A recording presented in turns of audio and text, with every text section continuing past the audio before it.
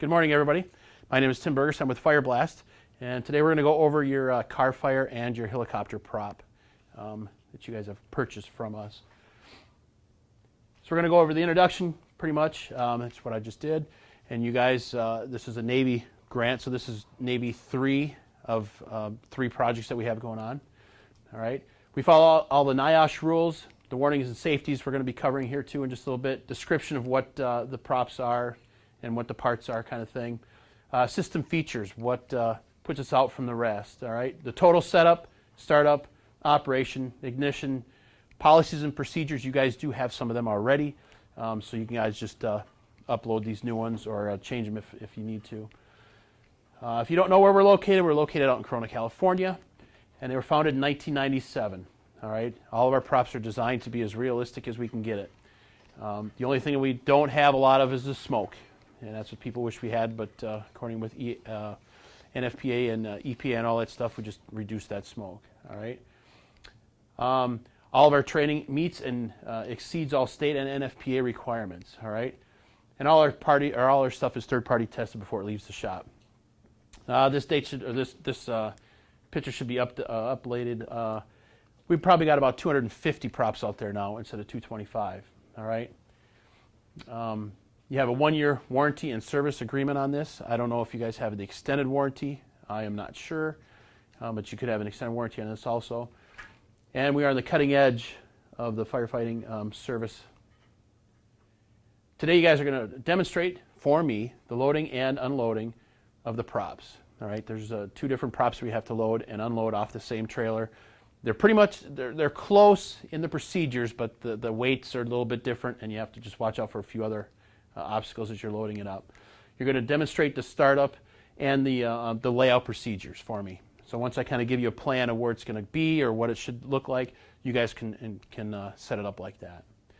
And now you know per NFPA we have to have a drawing of everything wherever you're going to be training, right? So that's the same kind of thing. So you could draw your trailer out, set the helicopter over here, draw that, and then line up everything that you've got there. You're going to learn how to use the pendants and the podium.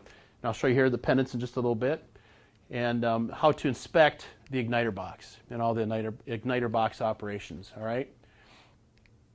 I'm also going to go over the daily inspections and maintenance that you're going to have to do on this stuff, and follow the checkoff sheet that's in this book. So all your manuals that you have, take them out with you later on today, and you can follow the checkoff list right on there. Exactly what to do. Take out the jack stands, put them on the trailer.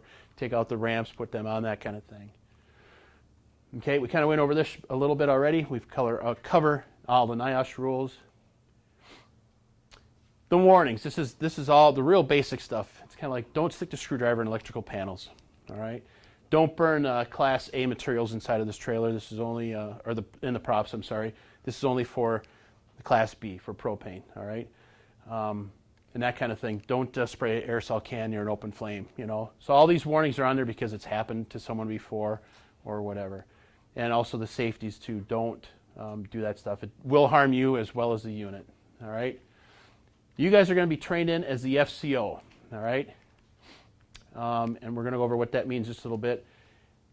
You guys should have a zero tolerance on drug abuse and all that stuff. Some places that we go, they're still kind of catching up to everybody else. They still have barley pop in their pop machines and stuff, so they're slowly catching up. All right. Anything that's highlighted on this PowerPoint could be on a test or a quiz later on, so just pay attention to that. Anytime you smell gas, the most important thing to do is shut it off at the supply. So go up to the tanks and shut it off at the tanks first. Eliminate that right away. And after you don't smell it anymore, then turn it back on and try to trace that smell back. It could be just a connection that you had or whatever. Most of the time with the propane, you can actually see the vapors escaping out of the leaky connection. Do not modify or perform any work on this unit other than the basics, all right? So this doesn't mean just because you think you can get it to burn higher, you're going to turn this regulator up or valve on or do this. And to make the smoke up there a little bit higher, you're going to put some diesel in the pan and all that stuff. It's not recommended. Don't do that. You're going to void the warranty. Could cause injury and death could occur too, all right?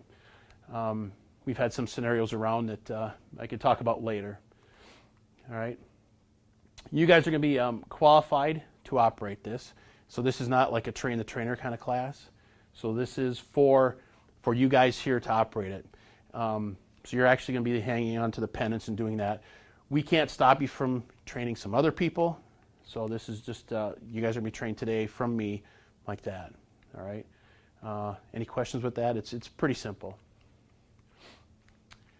You must read and understand all the manufacturer's instructions. So once you kind of go through these books or listen to me out there and stuff like that, as long as you can read and understand them, you're good to go. Inspection of the equipment every day is every time you use it, I should say, is a good thing to get into. You don't want to sit that thing out there and forget about it, and then next day go out there and try to fire it up, and you didn't inspect something. Something could have happened overnight, or last night you could have left it in a disarray, and then came back today and just hit the buttons when all you could cause some major damage. So FCOs, Fire Control Officer, all right, they are responsible for everything that is on that scene, that fire scene, or whatever you want to call it, for that day or for the time that you're burning this scenario. All right. The lead instructor, of course, we know what they are, and safety officer. We recommend you do not combine anything with the fire control officer. All right. So he stands alone. All right. You can combine the lead instructor and the safety officer together, but who overall is a safety officer in any fire scenario is us. All right. So if anybody sees something wrong, we should tell somebody and get something going. All right. So just don't combine the fire control officer, the lead instructor, and the safety officer all together. I know it's tough, but you need at least a minimum of 2 men to run this. All right. So fire control officer stands alone. The lead instructor, safety officer can be combined. You got the handheld pendant. We also have the podium that we're going to be working off of.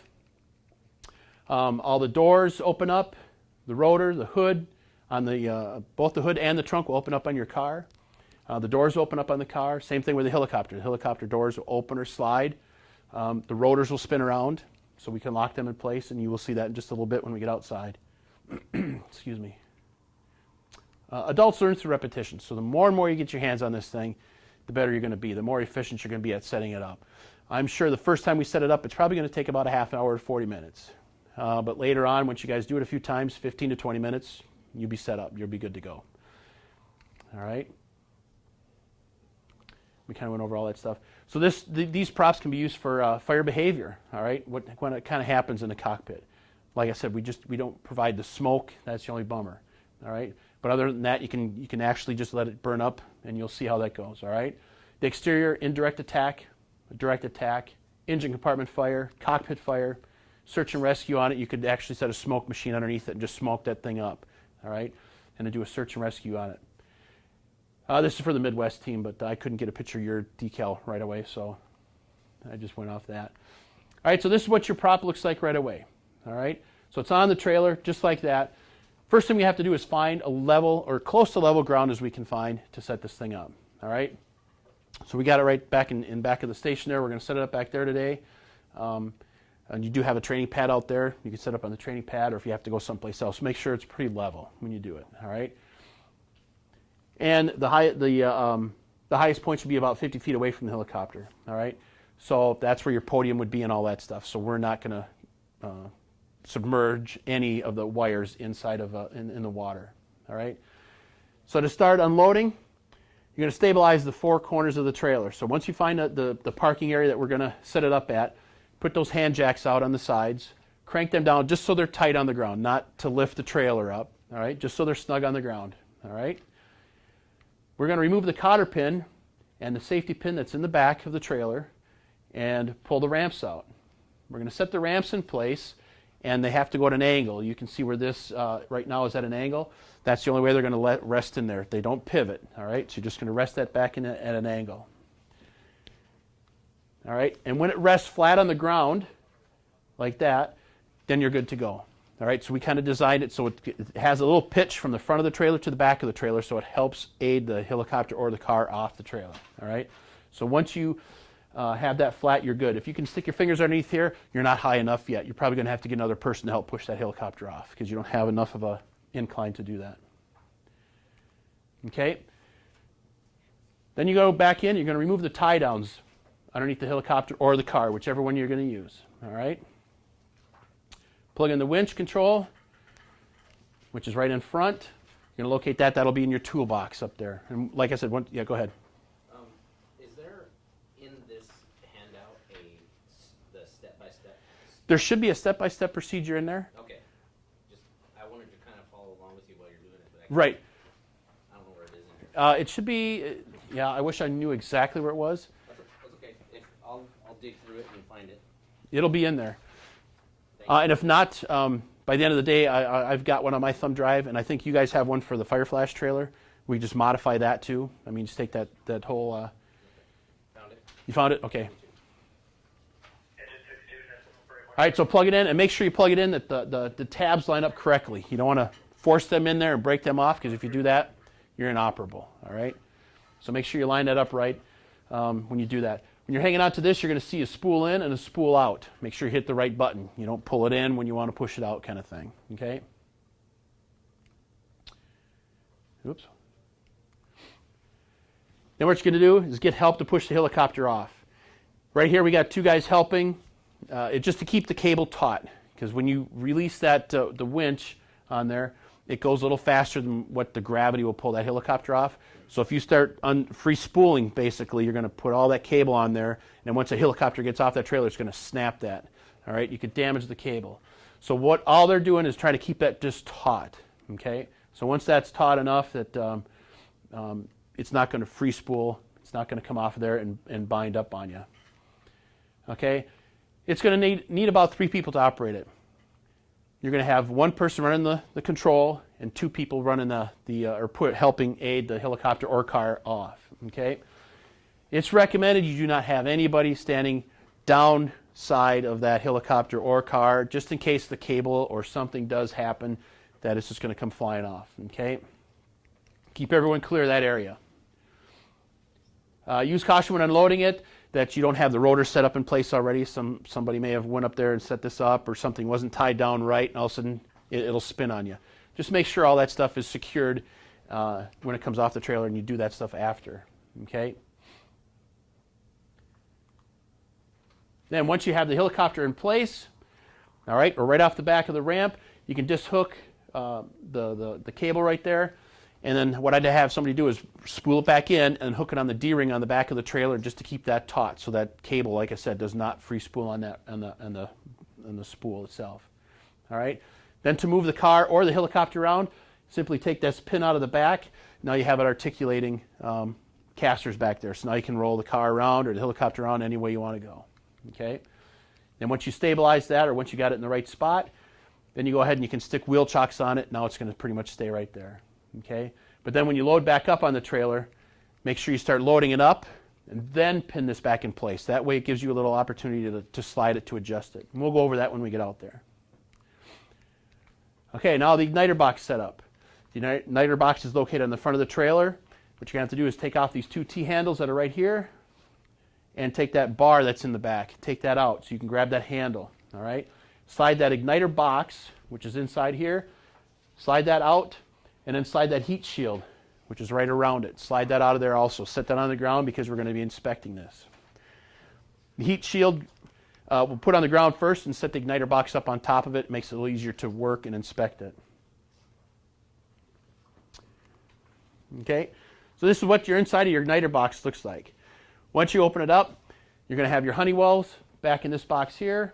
Your mini peeper, we all know what the mini peeper is. That sees the flame. That's located here. Spark plug is just right next to the mini peeper. Your fan right here, and your 3 ASCO valves in a row. Okay, so your propane comes in from the bottom on the left side there, goes up. First ignition point or pilot is right here. And then once the mini peeper sees it, it opens up this last valve, which is the main. It dumps the rest of the propane into the prop. So your inspection, all right. You should be located about 50 feet away from the helicopter. That's the max you can go with the cables and stuff to plug in. All right. Now the podium can be 100 feet away from the power source. Okay, so now you got about 150 feet away from the power source is where you're going to be set up. So right in the back, we got a perfect scenario. Okay. Do not extend that 100-foot extension cord on the podium. Okay. You're not going to have enough power to run all of our stuff correctly. Okay. That is the max you could do. Okay. So once you find that, if you're not within 100 feet of a power source, you're going to have to get a generator or hook it up to the engine, so to speak, kind of thing, and get your power that way. Okay. Then you can attach the igniter box to the podium. That uses a 10-pin wire that's in there. We call it a control cable or a 10-pin. So if you hear me say the word 10-pin, that's what it is, a 10-pin wire. Okay? You're going to plug that into the podium, then plug it into the igniter box. And the igniter box, it goes right to the very back end, right about here. Okay? Then you're going to attach the LPG hose to the trailer. You're going to have 2 ports on the trailer. One's going to be run for the helicopter engine, and the other one can be run for the pan or the belly of the helicopter. Okay? So you can run both of them at the same time. So we have 2 exports on there. So hook up your hoses to that, and then hook it up accordingly to the prop that you want. Okay? Let's see. To turn the power on the podium, top of the podium, there's just a little key switch. Just turn that to on. As soon as you got the power turned on, the 10 pins are plugged in, you're going to hear the fans blowing. Okay? Once the fans are blowing, you know you got power. Okay? Then we can start doing our daily inspection. Okay? So we're going to take the mini peeper off. We're going to put a Bic lighter underneath here. Just like you're in your fire flash trailer, you're going to make sure that inside of that mini peeper glows orange. Okay? Once that glows orange, your mini peeper's working fine. Take a Q-tip or alcohol swab, just clean it out pretty good and stick it back in there. Don't wrench it on. Just put it on thumb tight, okay, or finger tight, okay. Then we pretty much got that. Once that's back installed, then you're going to slide the pan back inside the helicopter right there. We're going to hook up the last little piece right here. You're going to see. Now, once we get out there, you're going to see it better. On the PowerPoint here, it's going to be kind of hard to see. But once we get outside and actually put our hands on it, you'll see it much better. And this is your igniter box sliding in there now, so those 2 actually will hook up. Then when we got it back in the helicopter, you can hook up the hard pipe to the back for the LPG. You'll see how that kind of drops down. You're going to have 3 different sizes of pipe back there. You're going to have this one for the tail of the helicopter, and one for when the igniter box sits on the ground for the car fire. So we're going to have to just match those up. And once you do it once or twice, you're going to see how easy it is. All right, so once you get the helicopter in place, already it's chalked. We have wheel chocks in the trailer for you. Chalk it up. Now we're going to go and get the rotors put in position. All right, so we're going to have somebody go up on top and remove this T-handle. This bar will flip over and drop it down on top of the helicopter. So that's what it'll look like afterwards. Yours is bolted in there, so it won't come off the helicopter. It'll just lay back onto the tail. All right, then remove these 2 pins in the front, and that's this front here. That whole piece comes off. Now the rotors will be free to spin. Okay. So once that's in there, to move them, there's a pin in place. You can stick it down in here, and you can actually spin them around so they're in a crisscross position like this. Then put that pin right back through the top there, and it locks it in place so they can't spin on you. Okay. The other way to do is have somebody up on top and just spin it while the other person on the bottom is trying to line up the holes. Okay. Then once we get that lined up, your skid pads will already be mounted on, so that's not a big deal. You're going to put your guns in place, or whatever you want to call it, external fuel tanks. There's simple pins. Push them in there. You can't mix them up. The difference in these 2, you could not put this one in the lower position and the lower one in the upper position. They're designed to go in the one spot. Okay. Lift up the grate. You can kind of see like in this middle picture, and that's where your pin right here would go into there and lock it in place. Okay, we don't have to worry about the skids because they're already on there. Okay, here's your podium. You're going to have just 2 ports instead of 3. All right, and you also have the wireless. So you're going to see that little yellow box down there. That is where the wireless communicates back and forth. Your Pendant communicates with that. You have an e-stop button on there and a circuit breaker inside. Okay, right there. Do not exceed 100 feet. So once you extend that cord out, that's it. Okay, that's your 100 foot. Your on-off switch is on the top. E-stop button, and like I said, you only have P1 and P2, or Prop 1 and Prop 2. Okay. Anytime you guys have questions, feel free to answer or ask them, and you can answer them too if you want it, but just ask them. All right, the wireless Pendant. All right, I'm going to hand this out so you guys can see this and put your hands on this stuff. Get used to this. This is what you're going to be using to operate this most of the time, I'm sure. You can have somebody standing at the podium, but get used to this. All right, if you look on top, it's the e-stop button. If it's pushed in, all you have to do is just tap it over once and it's going to pop back out. And if you look at it, it's pushed in. If it's flush with the rest of the yellow part here, the body of it, it's depressed, so it's not going to work. Make sure it's sticking up. What's that, about 1/4 inch? Make sure that's sticking up. To operate this, you're going to pull down on this button over here, so it turns to on. You're going to see a green light light up in the center. Once you pull this down, you're ready to ignite. This is your dead man switch, so anytime you move or anything like that, the flame shuts off. Okay? So you got to be paying attention.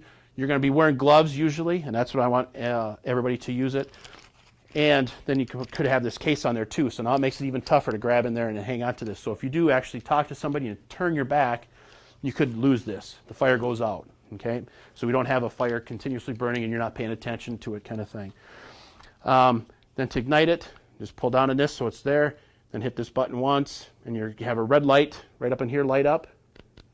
Does that red light light up? That means it's ready to go. To shut that prop off, you still hang your finger on this, hit that button again, the red lights go out, and then you can let go. Then, and to turn it off at the end of the day, click it to the off position. Otherwise, you're going to drain the battery on this. These are rechargeable. The little charger kit is in that box that I handed you. So just get your... Yes, they're double A's. So can you use regular batteries in there? You can. What I recommend is having a spare set with you, just for the double A's. These are the rechargeable ones. So what you're going to have to do is, in that box that you have, Jeremy, there's going to be another cover. Take that off. This one here is going to have the 2 batteries connected to it. Put your 2 new batteries in, take that little cover that you have and put it on there. So it's just interchangeable. You can't take this cover off. This one, you can, I mean, but this one has the 3 batteries connected to it. So you can reuse that with the new batteries. Just on the outside chance that the batteries do fail or somebody did forget to plug it in, just have those extra double A's with you. Okay? The other 2 buttons don't do anything. We have some of those that are 10 or 12 buttons, like our burn trailers, because then we can operate the smoke, we can operate exhaust fans and all this stuff. All right? So just with this one, we're only operating 2 different remotes or 2 different props. That's what we're going to do. Another key is, if you guys are operating that by the Pendant or the handheld, and you want to go to the podium, make sure the red lights are shut off on that before you turn the power off on that. If you turn the power off in there when there's red lights still on your handheld, it's going to still send a signal back and forth, and it makes the podium inoperable. Okay? So what you'd have to do then is turn the podium off and turn it back on to figure it out. Just go back to your handheld, turn it on, make sure there's no red lights on. If they are, turn them off, and then you can operate the podium. The only thing that can override this is the podium e-stop button. So if somebody's operating the fire with this Pendant, somebody else can't go up to the podium and say, I'm going to double check this, or do this. You could not operate that way. Once it's sending a signal to that receiver, to the handheld, it's going to keep sending that signal. The only thing that the podium will do is the e-stop button. All right, and that shuts everything off right now. Okay? And we kind of went over this, the red light. Check, make sure the red light's going. They say they work within about 900 feet. I tell everybody 300 feet. Just because I want to see everything that's around that fire, if you're right in my eyes. If I'm 900 feet, that's probably back to that the next intersection back there. I can't tell how close you are to the prop. I can't tell if your head's inside of the door or outside. So I'd stay within 300 feet, okay? And never operate, you can never operate both these Pendants at the same time, so somebody else can't take it and override you. They're on the same frequency, but once one logs in on it, it's going to log in on that one and not the other one. Okay? So here's the other Pendants that we have and what it is. So you have to have the dead man switch turned to the on position and your thumb down on it all the time to make the flame go. If you turn away, like I said, the dead man switch, let off, kind of like your foot pedal, the flames will go out. Okay? The only way to get it back on is pull back down on that button and that. So the best thing to do is to shut off the prop, is just hit the ignite button again and it shuts it off. And here's your battery pack. We were kind of talking about that earlier. Just take that cover off, put in your 2 AA's, and put the new cover back on. Okay? And you guys kind of know what to do with the disposal of batteries.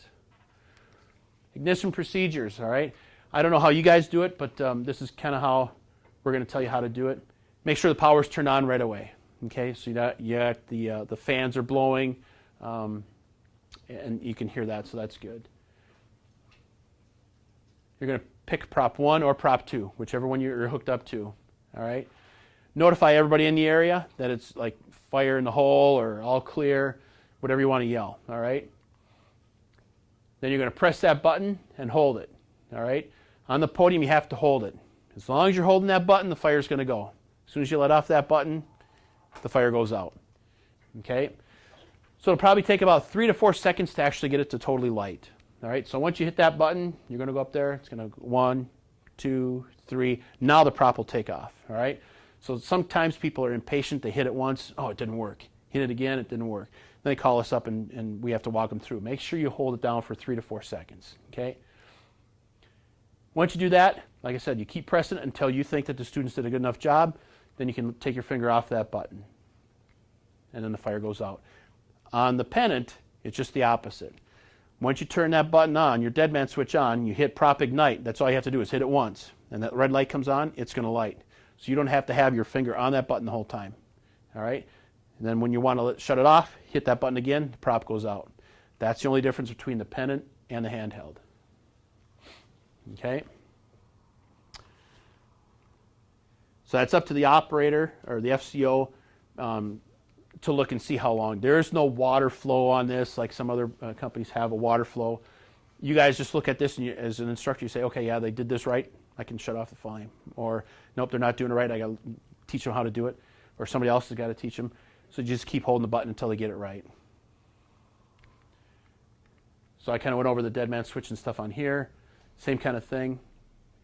Now your maintenance, your daily maintenance or per time, we like to call it, is pretty much the mini peeper, the fan in there, make sure that's going, and any other component that's in there. Make sure you check the hoses, make sure there's no frays in the hoses, the cables aren't kinked, the 10 pins aren't bent or broke, you know. And everybody knows how to check a mini peeper. Take it off, like I said earlier, it's thumb screw.